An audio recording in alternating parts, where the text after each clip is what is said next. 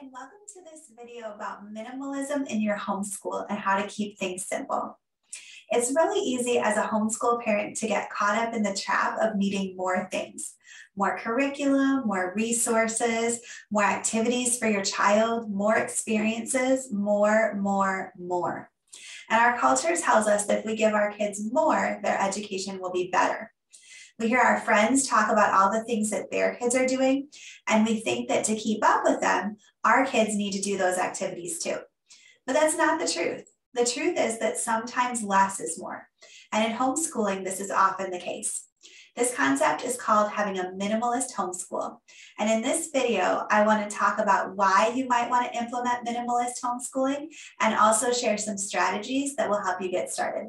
So please take a minute to hit like on this video and subscribe to the channel so that you'll get notified whenever a new video is released. So I think we need to start by talking about minimalism and what minimalism is and what minimalism is not. It's a pretty hot buzzword these days. And I want to share, first of all, that minimalism is more than just getting rid of stuff. We've all heard of the KonMari technique, and we've seen people that are trying to get rid of all the things, or those who are living in a tiny house with few belongings. But minimalism is really so much more than that. It's also more than just decluttering. There's an aspect of decluttering that happens with minimalism, so it's easy to get confused. But minimalism is about focusing intentionally on the things that are important. Minimalism is also not just about being lazy. It goes beyond deciding that you don't want to do something. You're choosing intentionally to do the things that are very important to you. So minimalism is more than getting rid of the things that we don't need. It's intentionally choosing the things that we do need and choosing to make them a priority.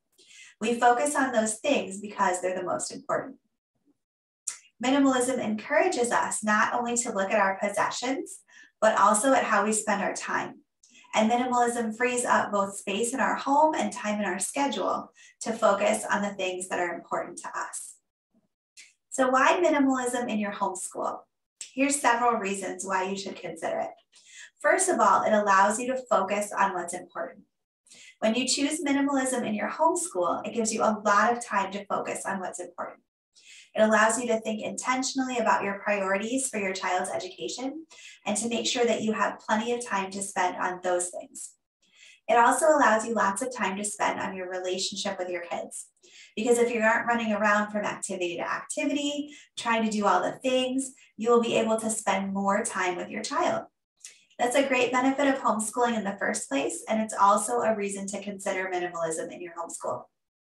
Secondly, minimalism allows you to go deep into what matters. Minimalism allows you to take a step back from the rat race. You can stop trying to do all the activities and instead focus on the things that you really think are important. This will allow you to prioritize those important things with both your resources and your time. Your kids can take their studies to the next level when they have time to go deep on a specific topic. Minimalism also helps you let go of perfectionism. You don't need to do all the things. Your child doesn't need to finish every curriculum. You don't even need to do every problem and answer every question. Instead, you can focus on only the important things. This process will allow you to let go of perfectionism and learn to trust your child more. Minimalism also helps you face the fear of not being enough. As homeschool parents, it's so easy for us to fall into this trap, isn't it? The trap of feeling like we're not good enough. We think that if we don't enroll our kids in all the extracurricular activities and teach all the subjects and provide them with all the experiences, then we're doing them a disservice. We fear that we're not living up to the standards set by traditional school, but that's not the truth. The truth is that as homeschool parents, when we practice minimalism, we are modeling for our kids how to make priorities. Our kids learn from our example about how to create balance in life. They see us choosing intentionally to focus on the things that matter. These skills are important for our kids to learn as well. So let's talk about how to implement minimalism in your homeschooling and what steps you need to take starting now if you're interested in incorporating minimalism into your homeschool. So the first step to take is to know your why. You need to know why it is that you're homeschooling your child in the first place. A lot of people know why it is that their kids are not in traditional school. There might be certain aspects of a traditional school education that you're really hoping to avoid. But your reason for homeschooling needs to be bigger than the things that you're avoiding. You need to focus on the advantages that you're gaining by homeschooling as well. I have a post on my blog about the advantages that you might be gaining when you're homeschooling, and I'll link to that post in the description of this video. If you haven't already done this, it's important to spend some time thinking about your why. Knowing your why will also help you find motivation when your homeschool journey gets difficult. The next step is to start with a blank slate. You don't want to make any assumptions about what is going to be a part of your homeschool day when you're trying to get started with minimalism. Instead, take some time to think about each activity that you're doing. Before choosing subjects for your homeschool, pray and think about whether that activity is a priority for you and your family. As you start to discover your priorities, you'll be able to focus more on them, and then you can eliminate the rest of the things that just don't seem as important. The next step is to evaluate your stuff. Take a look at your homeschool room and any homeschool related possessions that you have. It's important to keep in mind that every home has limited storage space. It helps to limit the amount of homeschool related stuff that you have. This means limiting the amount of curriculum that you buy, as well as the number of school supplies and extra materials. And the good news for us as minimalist homeschoolers is that there are a lot of really easy and practical ways to limit our stuff. One is to use common household items instead of purchasing specialized homeschool supplies. Often with a little creativity, items that you already have around your house will work just as well as the specialized supplies that you would need to purchase. One area that you can get started with this is with math manipulatives. Often common household items like cereal or small child's toys can be used just as well instead of the fancy manipulatives that the curriculum would call for. And a lot of times kids will actually enjoy those things better because you can choose activities and toys that they really get excited about. You can also look at your curriculum choices with a minimalist approach in mind. Will the science lessons require lots of specialized equipment, or can you use items from around the house in the experiments? Will your reading curriculum require a huge book selection that you can't find at the local library?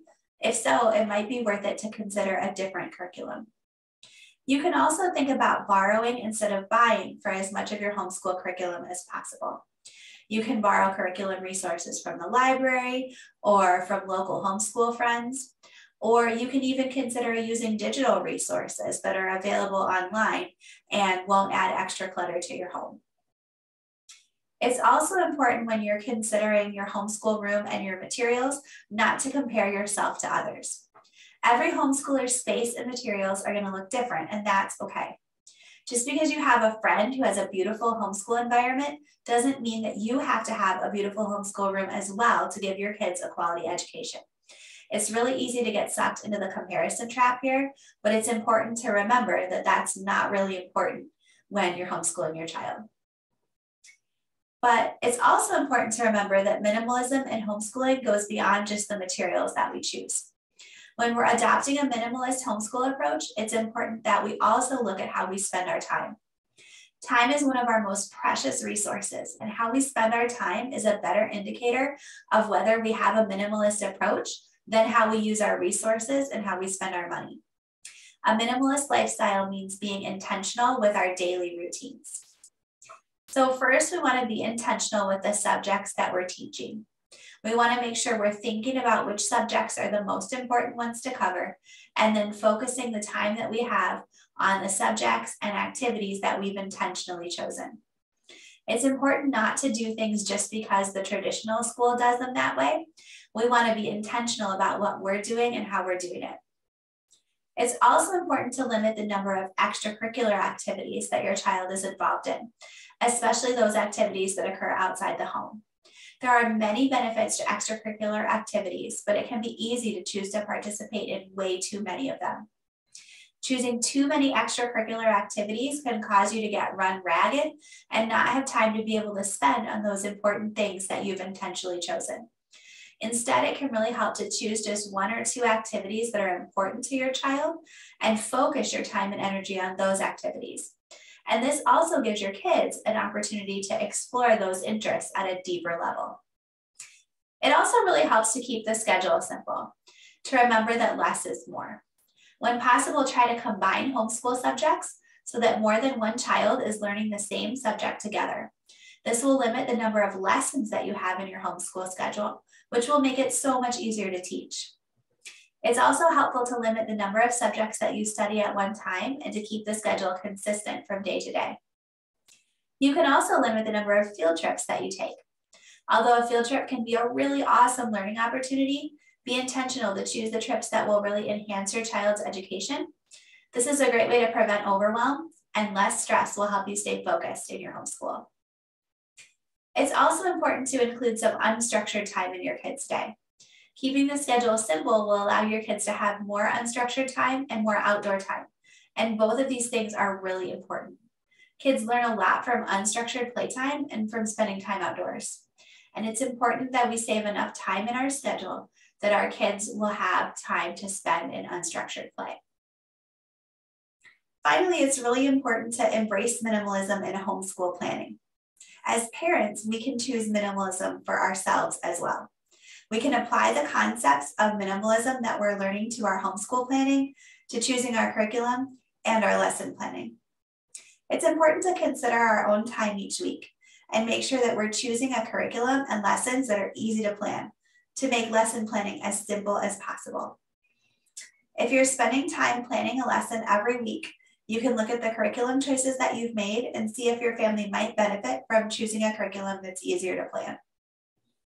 Remember, it's easy to get caught in the trap that we think we must finish everything that we start. We might choose the wrong curriculum for our family and then decide we need to finish it or else we've failed as a homeschool parent. But the truth is that's not the case. It's okay at any point to stop what you're doing, evaluate, recognize that what you're doing isn't working, and choose something different. That's not a sign of failure. It's a sign of growth and of strength. And as minimalist homeschoolers, we learn to make these determinations and to evaluate and really think critically in our homeschool. And it's also important just to trust yourself and your kids. Your kids will learn what they need to know, and you will be able to teach them. Have trust and faith in the process of homeschooling. And remember that your kids don't need to learn everything that they need to know today. You have the entire rest of their childhood to teach them. So for now, just focus on the important things.